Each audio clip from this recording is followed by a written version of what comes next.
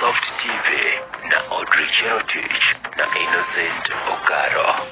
Pema ni pema, sijapopema ukipema si pema tena, wajuzi wa maneno hao. Na mtazamaji, ndio maana tumepema hapa pema kukujuza mema na mengineyo ndani ya taarifa za Soft TV.